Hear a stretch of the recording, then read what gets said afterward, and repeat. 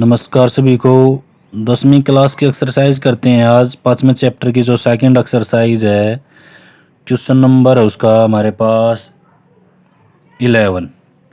Which term of the AP 3, 15, 27, 39 will be 132 more than it's 54 term. इस AP के अंदर चम्मन में जो टर्म है, पहले तो हमने यहाँ पे 54 टर्म निकालनी पड़ेगी। फिर जो 54 टर्म आएगी उसके अंदर 132 ऐड करेंगे। 132 ऐड करने के बाद में जो संख्या आएगी वो बताना हमने वो किस नंबर पर है। तो देखो कैसे करते हैं इसको हमें। तो इसमें AP लिए हमने 5, 15, 27, 39 यहाँ पे ले ली हमने। जो उसने कहा 54 टर्म ली। 54 जो टर्म आएगी उसके अंदर 132 ऐड करने के बाद में यहाँ पे टर्म पे पहुँच गए, यहाँ पे टर्म आएगी। तो इसके अंदर फर्स्ट पहली संख्या 3 है, कॉमन डिफरेंस आ गया इसमें। 15 में से 3 गए 12। पहले हमने जो हमारे पास 54 है टर्म वो निकालनी है। तो इसके अंदर A54 बराबर है A प्लस 53D। A की वैल्यू रखी हमने यहाँ पे 3, D की वैल्यू रखी यहाँ पे 12, 3 एज इट इज़। 53 की और 12 की मल्टीपल किया हमने यहाँ पे ये। अब इन दोनों को ऐड करेंगे तो ये हो गया हमारे पास 639। अब ये 54वीं टर्म है, 54वीं टर्म आ गई हमारे पास ये। अब इसके अंदर 132 ऐड करना हमने, नाउ ऐड। तो इसके अंदर 132 ऐड किया तो ये हमारे पास 771 हो गया। अब ये बतानी है कि हमने ये किस संख्या पर है, नंबर बताना है इसका। तो फार्मूला लिखा हमने AN बराबर A प्लस N माइनस 1 और D।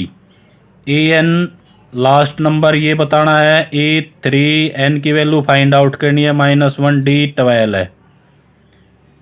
तो यहाँ पे A की वैल्यू 3 रखी, साइड में के माइनस में होगी, बाकी एज इट इज रह गया इसमें। 771 में से 3 को लेस करेंगे तो ये 768 आ गया हमारे पास। इस साइड में ये 12 मल्टीपल है तो इस साइड में के डिवाइड हो गया, इससे डिवाइड किया हमने, ये 64 पर कट गया। यहाँ पे -1 है, इस साइड में के पॉजिटिव हो गया तो 65 इज इक्वल टू N। तो इसके अंदर कितने नंबर ऑफ टर्म हैं? 65। ये संख्या कहाँ पर है? 65 पर है। सेकंड क्वेश्चन के अंदर 2 AP दे रखी हैं उसने। एक AP हमने A1, A2, A3, AN ली। दूसरी AP ली हमने A1, A2, A3 बड़ी A में। दोनों AP के अंदर उसने कहा कि इनका जो कॉमन डिफरेंस है 100वीं टर्म का वो 100 है। तो 100 100 टर्म ली हमने यहाँ। इसकी 100 टर्म की होगी A प्लस 99D। इसकी क्या होगी? A प्लस 99D इसकी होगी। अब इन दोनों का जो डिफरेंस है वो लेना हमने। तो A100 में से ये A100 घटा दिया, इसमें से ये घटा दिया हमने। तो इसको पहले लिखेंगे, यहाँ पे ये माइनस का हो गया, ये भी माइनस का हो गया। ये पॉजिटिव ये नेगेटिव ये कट गए। यहाँ पे बड़ी A बच गई, यहाँ पे छोटी A बच गई हमारे पास, और इस साइड में एज इट इज़। अब उसने कहा कि दोनों का जो डिफरेंस है A100 और A100, दोनों AP का जो डिफरेंस है 100वीं टर्म का वो 100 है। तो इन दोनों की जगह हमने 100 रख दिया A माइनस। तो ये इक्वेशन नंबर 3 बना दिया हमने इसको। अब कहा उसने कि जो 1000वीं टर्म है तो उसका डिफरेंस बताना है। तो अब यहाँ पे 1000वीं टर्म निकालेंगे हम। यहाँ पे A1000 बराबर A प्लस 999D इसका आ गया। इसमें A1000 निकालेंगे तो A प्लस 999D यहाँ पे आ गया। अब इनका डिफरेंस, इसमें से इसको लेस कर दिया हमने, इसमें से इसको लेस करेंगे तो माइनस माइनस, ये पॉजिटिव ये नेगेटिव था कट गया। A माइनस छोटी A आ गया हमारे पास, और इस साइड में A 1000 माइनस दूसरी AP का 1000 टर्म ये होगी A माइनस बड़ी E। ये किसके बराबर है? 100 के बराबर है। तो यहाँ पे 100 रख दिया हमने। तो ये पूछा था उसने कि जो उसकी 1000वीं टर्म है उसके अंदर कॉमन डिफरेंस क्या आएगा? उसके अंदर भी कॉमन डिफरेंस 100 ही आएगा। तो ये इसका आंसर है। नेक्स्ट क्वेश्चन करते हैं इसका। How many 3 digit number are divisible by 7? 3 अंकों की कितनी संख्याएं 7 से डिवाइड होती हैं? तो 3 अंकों की छोटी संख्या होती है 100 और बड़ी होती है 999। यहाँ पे जो 100 है ये 7 से डिवाइड नहीं होता। एपी बनाने के लिए इसको डिवाइड करेंगे तो 105 पहली संख्या जो 7 से डिवाइड होती है, फिर 112 है, फिर 112 में 7 जोड़ेंगे 119, और बड़ी संख्या है 999। तो 999 7 से डिवाइड नहीं होती, इससे अगली संख्या लेंगे तो 4 अंकों की हो जाएगी, इससे पिछली संख्या लेनी है। तो यहाँ पर हमने 7 से डिवाइड किया, 7 एकम 7, 2 बच गया हमारे पास, ऊपर से 9, 7 चौक 28, 1 बच गया, ऊपर से 9, 7 दूनी 14, नीचे रिमाइंडर 5 बच गया। तो 999 में से 5 घटा देंगे तो 994 7 से डिविजिबल है। तो एपी बन गई हमारी 105, 112, 119, 994। एपी का पहला नंबर हमारे पास 105 है, कॉमन डिफरेंस 112 में से 105 7 आ गया। ए एन लास्ट नंबर है 994 इसके अंदर। अब ये फार्मूला यूज़ कर दिया हमने इसके अंदर, ए एन बराबर A plus N minus 1 into D. A N last की संख्या है 994, ए की वैल्यू 105, एन हमने बताने हैं कि कितनी संख्या है -1, डी की वैल्यू आ गई हमारे पास 7। 105 को इस साइड में लेके आए, यहाँ पे ये माइनस हो गया तो 889 बचे हमारे पास, n -1 और 7 यहाँ पे मल्टीपल है, इस साइड आके डिवाइड हो जाएगा। यहाँ से इसको क्रॉस करेंगे तो 127 हो गया हमारे पास, यहाँ पे -1 है, इस साइड में पॉजिटिव हो जाएगा तो ये 128। तो इसके अंदर कितनी नंबर ऑफ टर्म होगी 128। तो इसके अंदर लिखेंगे, हमें लिख भी सकते हैं 3 digit number are divisible by 7 are 128। अगला क्वेश्चन है हाउ मैनी मल्टीपल ऑफ 4। ये 4 की कितने मल्टीपल हैं लाई बिटवीन 10 एंड 250। 10 से लेके 250 के बीच में 4 से कितनी संख्याएं डिविजिबल हैं या उसके मल्टीपल के अंदर आती हैं। अब 10 यहाँ पे डिविजिबल नहीं है, 11 भी नहीं है, तो पहली संख्या है 12। उसके बाद यहाँ पे 250 को हमने डिवाइड किया तो रिमाइंडर बचा हमारे पास 2। तो 250 में से जो रिमाइंडर बचेगा वो लेस करके यहाँ पे आ गया 248 जो 4 से डिविजिबल है। तो 10 से बड़ी संख्या ये डिविजिबल है और 250 से पहले ये संख्या डिविजिबल है। तो यहाँ से लेके यहाँ तक कितनी संख्याएं हैं, तो n निकालना हमने इसमें। a हमारे पास 12 है, d यहाँ पे इसमें से इसको लेस कर देंगे तो 4 हो गया। फार्मूला हमारा वही है A N is equal to A plus N minus 1 into D. A N की वैल्यू 248, ए की वैल्यू 12, एन माइनस 1, डी की वैल्यू हमारे पास 4 है। 12 को इस साइड में लेके आए, 12 यहाँ आ गया इसके अंदर, इसमें से इसको लेस कर दिया, ये आ गया 236। यहाँ पे 4 मल्टीपल है, इस साइड में आके डिवाइड, इससे काट दिया हमने, ये 59 आ गया हमारे पास। यहाँ पे 1 नेगेटिव है, इस साइड में आके ये पॉजिटिव हो गया। तो n की वैल्यू आ गई हमारे पास 60, तो 60। 10 से लेके 250 तक 60 नंबर ऐसे हैं जो 4 से डिविजिबल हैं। नेक्स्ट क्वेश्चन करते हैं इसका। अब 2 एपी दी उसने, एक एपी ये है 63, 65, 67, दूसरी एपी है 3, 10, 7।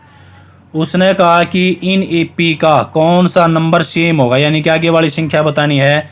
लेकिन उसने कहा कि इन दोनों का जो टर्म है ये दोनों की दोनों इक्वल एपी हैं, ये पी इसके इक्वल है। तो यहाँ पे ए 63 है, डी कॉमन डिफरेंस, इसमें से इसको लेस करेंगे 2। इसके अंदर पहली टर्म 3 है और कॉमन डिफरेंस हो गया हमारे पास 7। तो ए एन इसके अंदर निकाला हमने, ए की वैल्यू रख दी हमने, डी की वैल्यू रख दी, इसमें भी इसी प्रकार से ए की वैल्यू रख दी, डी की वैल्यू रख दी। अब उसने कहा कि इनकी ये जो टर्म है ये इक्वल है, तो दोनों की दोनों हमने यहाँ पे इक्वल रख दी। 2 से अंदर मल्टीपल कर दिया 2n माइनस 2, यहाँ पे 7 से मल्टीपल कर दिया 7n माइनस 7।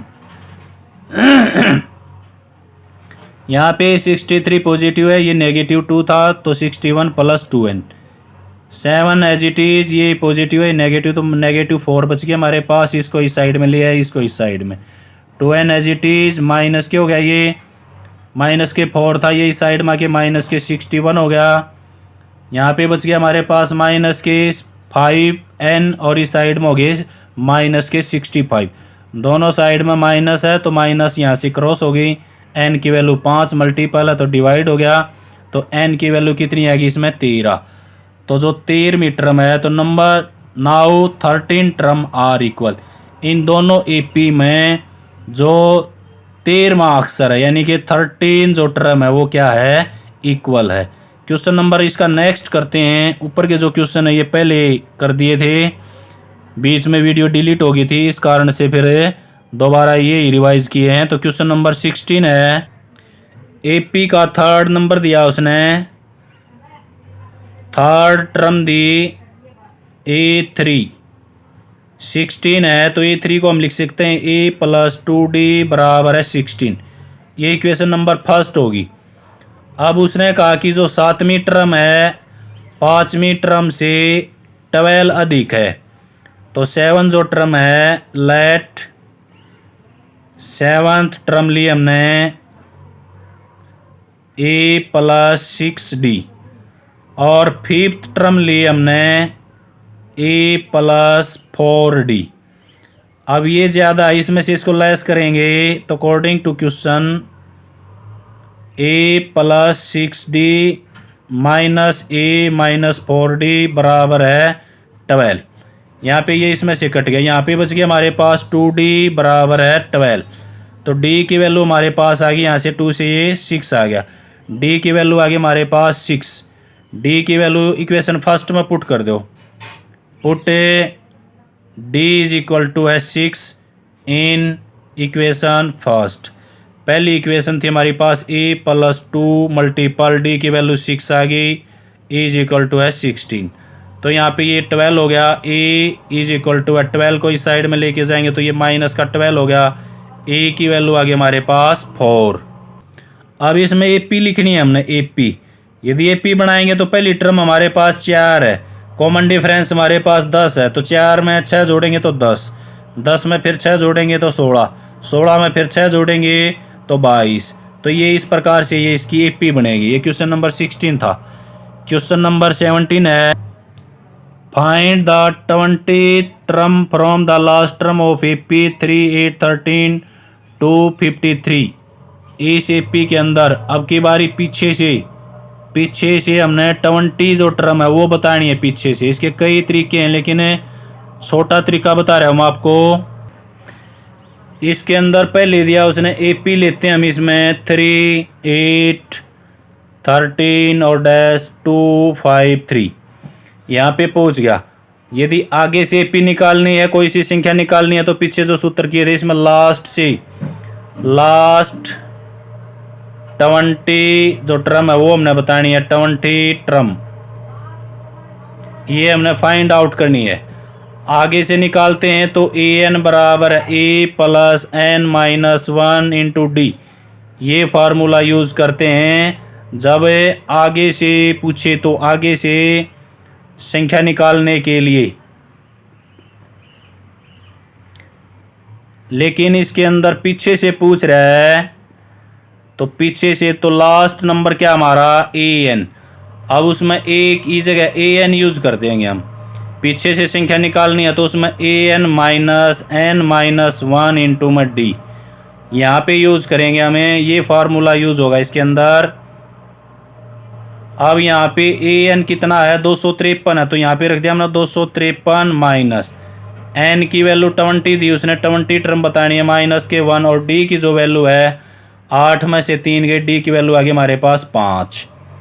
अब इसमें ये हो गया 253 माइनस के, ये हो गया 19 19 5 95 हो गया हमारे पास। अब इसमें से इसको लेस कर दो, यहाँ पे 13 है, 13 में से 5 गए, 8 बच गए हमारे पास।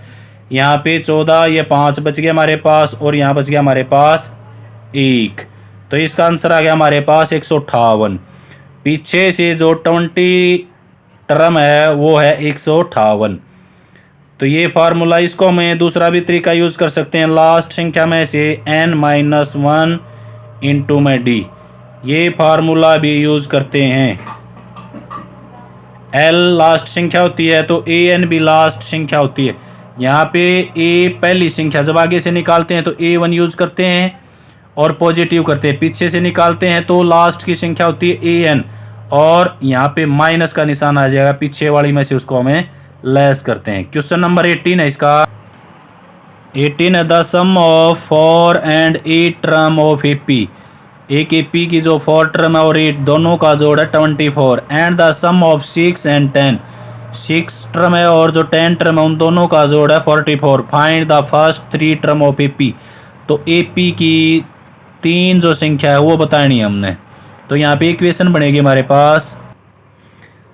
तो इसमें यूज करते हैं हमें सम ऑफ फोर्थ एंड 8 टर्म। 8 जो टर्म है इनका जोड़ है 24, ये दिया। 4 जो टर्म है उसको लिख सकते हैं हम a प्लस 3d प्लस 8 जो टर्म है a प्लस 7d और इज इक्वल टू है 24।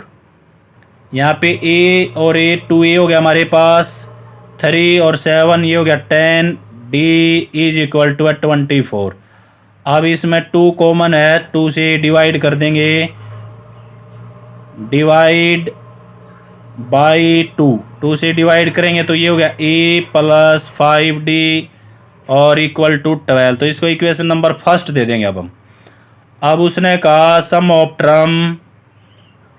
ऑफ 6th एंड 10 टर्म, 10वीं जो टर्म है इनका जोड़ है 44।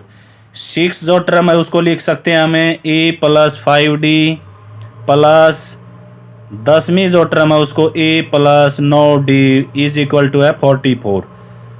अब यहाँ पे भी a और a 2a हो गया हमारे पास, 9 और 5 14d इज इक्वल टू है 44। यहाँ पे भी डिवाइड कर देंगे, डिवाइड बाई 2 से डिवाइड करेंगे तो ये हो गया a plus 7d is equal to है 22। इक्वेशन नंबर सेकंड आ गई हमारे पास। अब पहले जो इक्वेशन है और दूसरी इनको कंपेयर करेंगे या सब्ट्रैक्ट कर देंगे। यहाँ पे subtract equation first from second equation में से इसमें से इसको लेस कर देंगे तो ये a प्लस 5d और 12 लेस करेंगे तो माइनस माइनस माइनस, यहाँ पे ये कट गया, 7 में से 5 गए 2d और यहाँ बच गया हमारे पास 10। तो यहाँ पे d की वैल्यू आ गई हमारे पास, 2 से डिवाइड करेंगे तो ये होगा d की वैल्यू आ गई हमारे पास 5। d इज इक्वल टू है 5, put d is equal to d की वैल्यू यहाँ पे 5 आ गई, put d is equal to 5 in equation first. पहली इक्वेशन में इसको रखेंगे हमें, पहली इक्वेशन हमारी a प्लस 5d बराबर है 12, ये पहली इक्वेशन है। d की वैल्यू यहाँ पे 5 रखेंगे तो a प्लस 5 गुणा में 5 बराबर है 12। तो a ये 25 हो गया तो 12 माइनस के 25, तो a की वैल्यू आ गई हमारे पास माइनस के 13। अब AP की हमने इसके अंदर कितनी टर्म लिखनी है, 3 टर्म लिखनी है। तो AP इज इक्वल टू है, पहला नंबर है माइनस के 13। अब जो D था हमारे पास वो 5 था तो D इसमें जोड़ना है। अगली संख्या क्या आएगी, माइनस के 13 हम 5 जोड़ाएँ तो माइनस के 8 आ गया, माइनस के 8 में फिर 5 जोड़ना है तो माइनस के 3, माइनस के 3 में फिर 5 जोड़ना हमने, अब प्लस के 2 आ जाएगा। तो ये हमारी AP इस प्रकार से बनेगी। पहली संख्या ये आएगी। यदि दूसरी संख्या सीधा नहीं निकालना हुआ है तो A2 होता हमारे पास a प्लस डी, a की वैल्यू माइनस के 13 और d की वैल्यू है हमारे पास 5, तो हमारे पास आ गया माइनस के 8। इसी प्रकार तीसरी वैल्यू निकाल सकते हैं हमें a प्लस 2d, a की वैल्यू माइनस के 13 प्लस 2d की वैल्यू हमारे पास 5 है, तो ये 10 हो गया। 10 माइनस के 13 प्लस के 10 तो माइनस के 3। इस प्रकार से हमें सभी क्वेश्चन को कर सकते हैं। क्वेश्चन नंबर 19 है, Subbarao started work in 1995 at the annual salary 5,000। सुबो ने एनुअल सैलरी 5,000 रुपये थी and receive an increment of 200 each year. उसके बाद शुरू में जब सैलरी थी उसकी 5,000 रुपये थी, फिर पर ईयर 200 रुपये इंक्रीज होगी। In which year did his income each 7,000, तो कितने साल के बाद उसकी सैलरी 7,000 रुपये होगी। तो इसके अंदर हमने नंबर ऑफ टर्म निकालना है। तो ये क्वेश्चन लिया हमने, तो उसकी स्टार्टिंग जो सैलरी थी, starting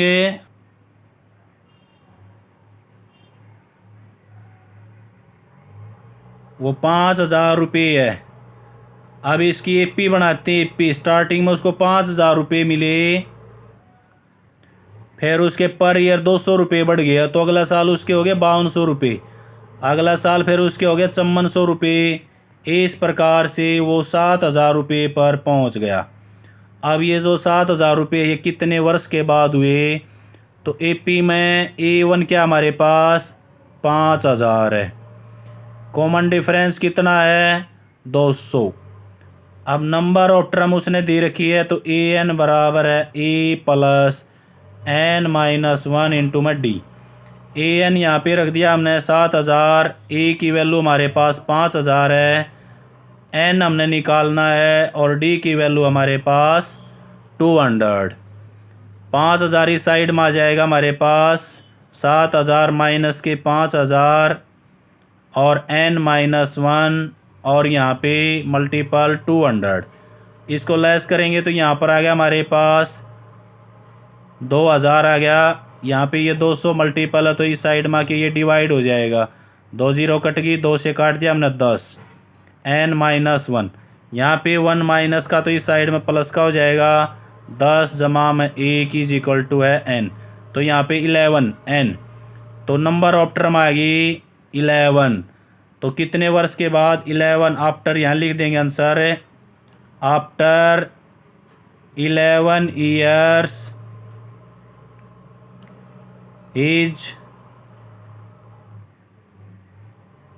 his salary become 7,000 rupees. After 11 year, 11 साल के बाद में उसकी सैलरी 7,000 रुपये होगी। लास्ट क्वेश्चन आएगा 20 है, Ramkali saved 5 rupees in first week of the year. Ramkali 5 रुपये बचाती है साल के पहले सप्ताह में, and then increase her weekly, फिर वह साप्ताहिक उसको बढ़ाती है, 1 रुपया 75 पैसे इंक्रीज कर देती है इस पर। If in the nth week her weekly saving become 20 rupees 75 पैसे, फाइंड एन।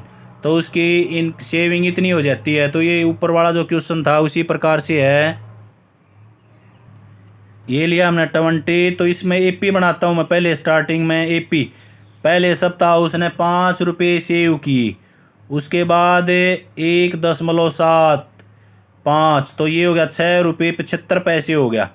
इसके बाद फिर इंक्रीज़ किए उसने, तो लास्ट में इंक्रीज़ करने के बाद में उसके पास जो टोटल सेविंग होगी 20 रुपीज़ 75 पैसे इतने हो गए उसके पास। अब ये बताना है कि इतने पैसे कितने सप्ताह में इकट्ठे हुए। तो एपी है यहाँ पे, ये बन गई एपी। पहला पद 5 है, कॉमन डिफरेंस यहाँ पे लिखना है, कॉमन डिफरेंस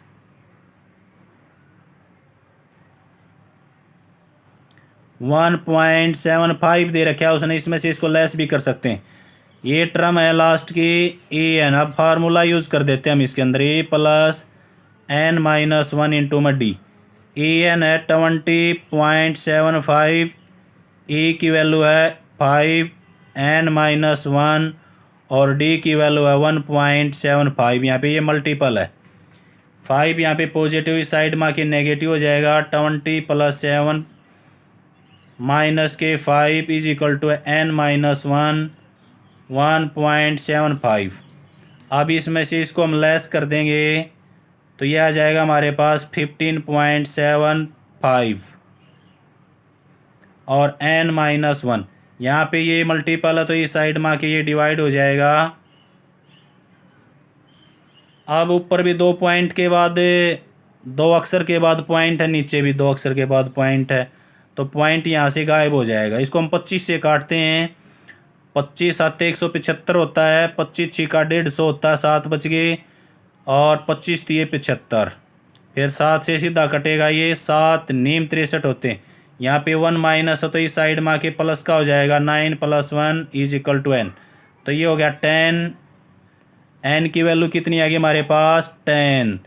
तो उसकी सेविंग कितने वीक के बाद हो जाएगा, his saving become 20.75 rupees after 10 week. n की वैल्यू यहाँ पे 10 आ गई थी, तो 10 सप्ताह के बाद में उसकी जो सेविंग है वो 20 रुपये 75 पैसे हो जाएगी। तो ये एक्सरसाइज कंप्लीट। Thank you. जय हिंद, जय भारत।